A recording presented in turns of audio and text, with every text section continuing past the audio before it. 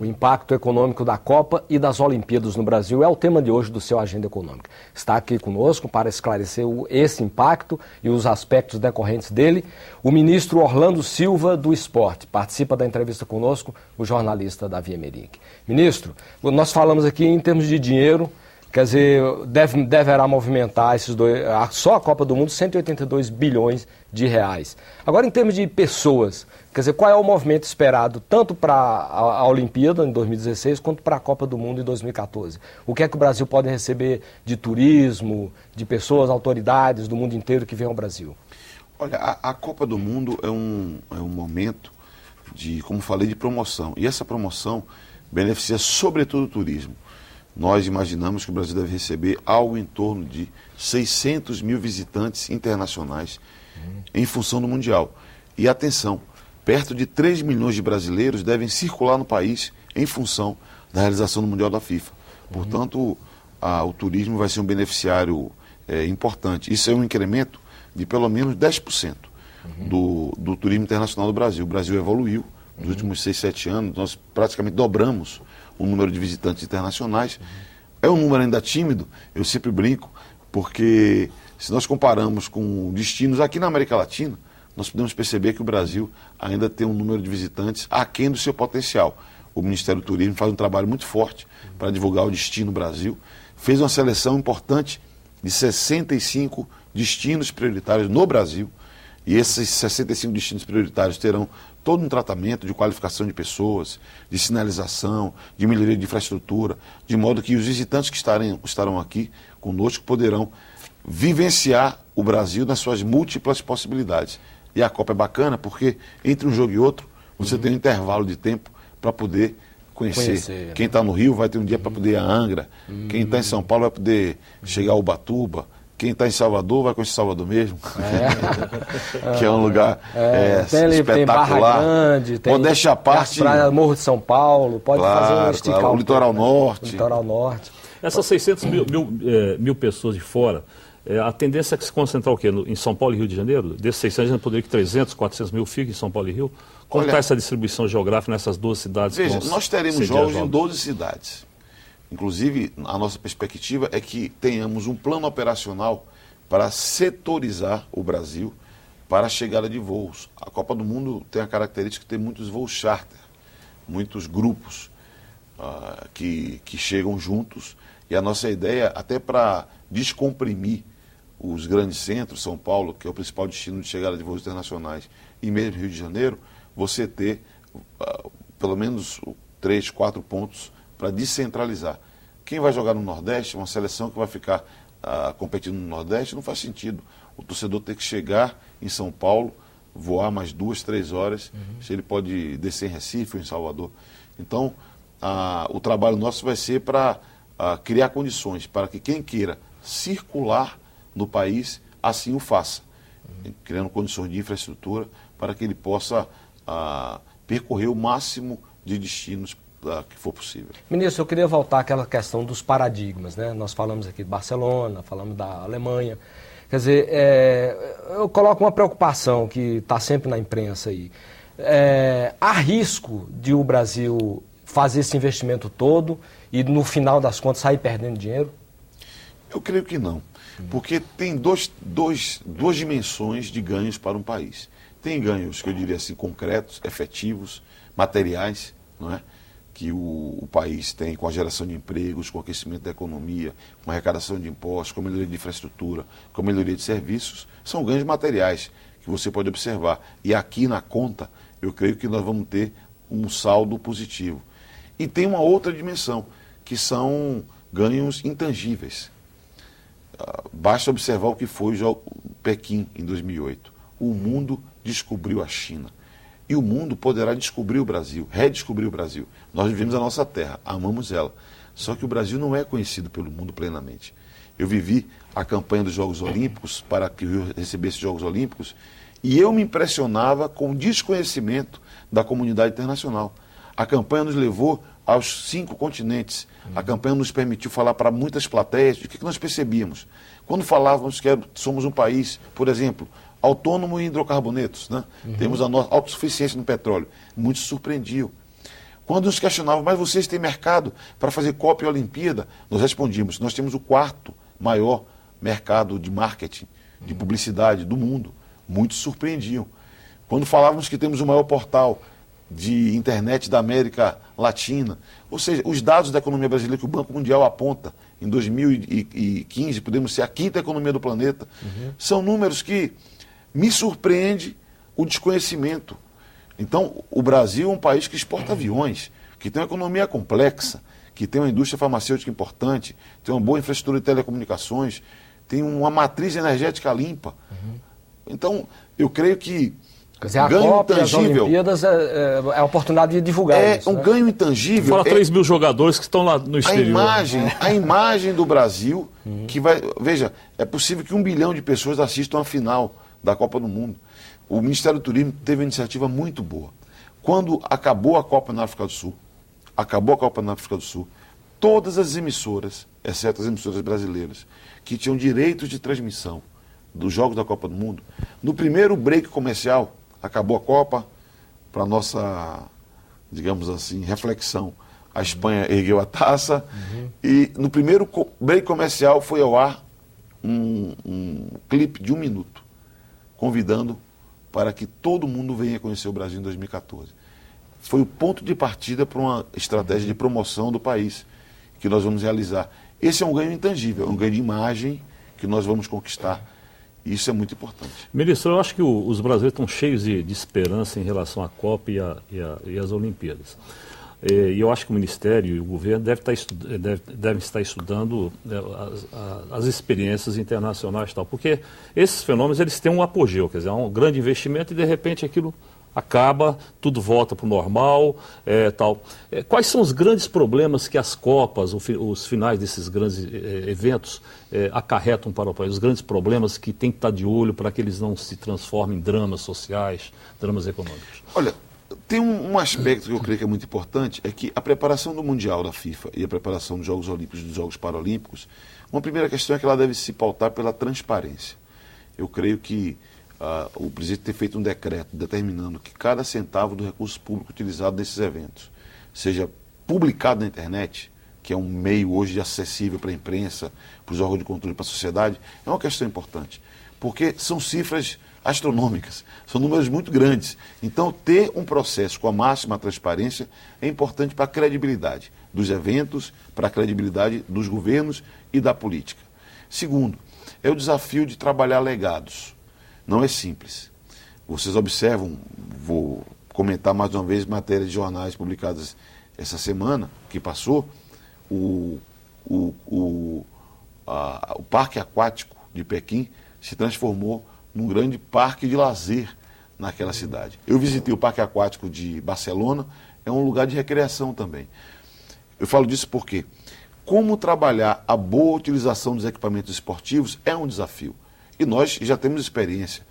Se fala muito de Jogos Pan-Americanos. No Pan-Americano nós temos experiências boas, experiências que não são tão positivas. O velódromo do Pan-Americano é utilizado muito menos do que deveria. Mas o Centro Nacional de Hipismo, de Tiro, é muito bem utilizado. A Arena é um bom modelo de uma parceria público-privada que permitiu utilizar para outras atividades. Mas o Maria Lenk, talvez, devesse ter uma dimensão social e esportiva mais intensa. Então, trabalhar o legado, planejar a utilização das instalações, construir equipamentos na dimensão adequada. Eu estou em Brasília, vou falar sobre um tema que falei com o próprio governador do estado de Brasília. Falava, governador, o senhor acha mesmo que é necessário construir um estádio de 71 mil lugares no Distrito Federal? Ele argumenta que é o desejo de fazer a abertura. Mas eu falei, governador, a abertura é um jogo. E depois? O que vai ser feito desse estádio?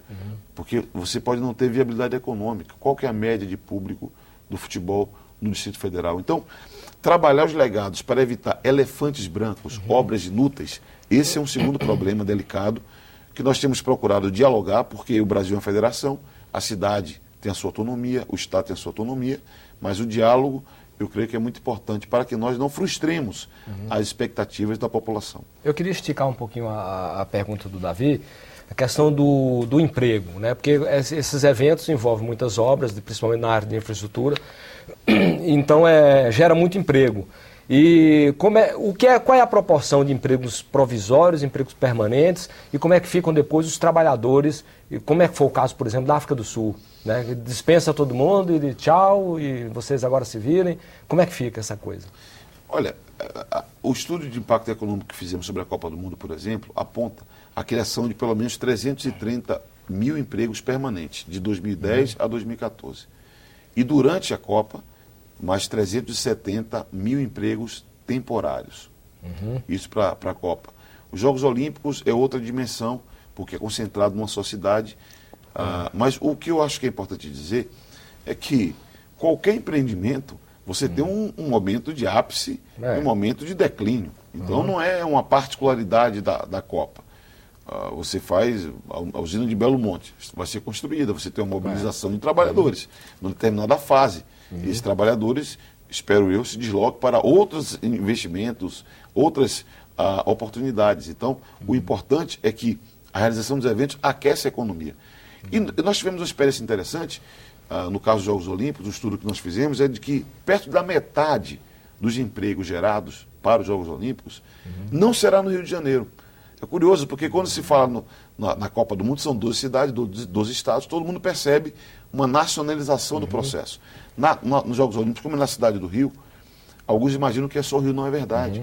Porque você ativa cadeias produtivas que estão sediadas em outros estados, em São Paulo, em Minas, no Paraná, na Bahia. Então eu creio que são eventos que têm circunscrição local, territorialidade, mas têm impacto econômico positivo para o desenvolvimento do país. Em relação à juventude, nós somos um país muito jovem. O governo lançou, tempos atrás, um programa Primeiro Emprego que não deslanchou muito.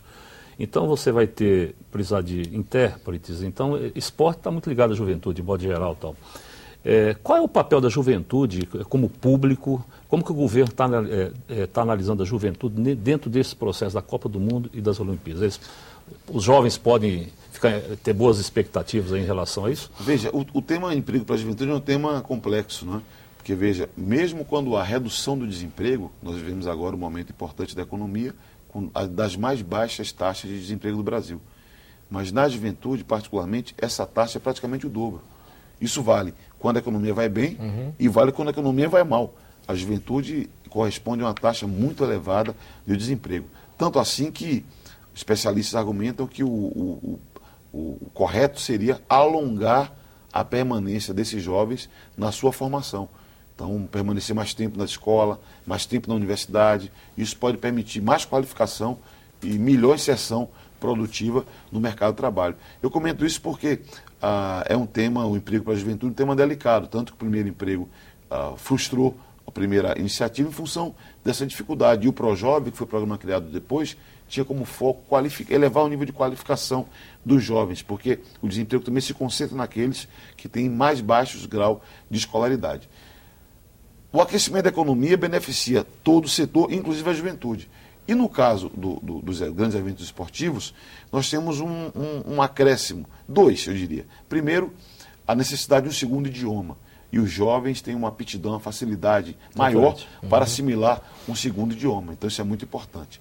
E segundo, tem um trabalho de voluntariado. Nós devemos ter centenas de milhares de voluntários nas várias cidades da Copa e durante os Jogos Olímpicos, o que é muito importante. É uma forma de ocupação, é uma experiência muito positiva, é uma experiência seguramente inesquecível. Quem já viveu Jogos Olímpicos, Copa do Mundo, sabe como é uma experiência inesquecível. E os jovens serão beneficiários disso. Ministro, o senhor falou em questão de investimentos públicos, né? Há uma estimativa do Ministério para os investimentos privados, tanto em área de hotelaria, também em infraestrutura, no sistema de transportes. O que é que o senhor espera que o setor privado gere em termos de investimento para esses dois eventos, para a Copa e para as Olimpíadas de 2014 e 2016? Olha, tem duas dimensões. Uma é o investimento indireto, porque a contratação de um serviço, de uma obra, ela ativa a ação de setores econômicos que, então, eu vou construir um estádio. Se o governo do estado da Bahia constrói um estádio de futebol, vai ter que contratar uma empresa, que vai ter que contratar insumos, materiais, e tudo isso vai permitir, digamos assim, ter uma participação, um aquecimento do setor privado.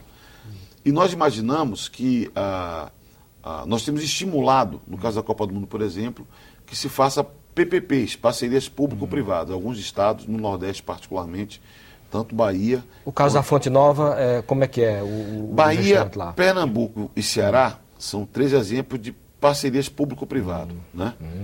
Ainda que o Estado tome o financiamento que o BNDES oferece, vai ser alocado num fundo que vai permitir dar um input inicial nas obras, mas o contratado vai ter também uma participação de investimentos e, sobretudo, que para mim é mais interessante, depois que a Copa passar, a gestão desses espaços será uma gestão privada.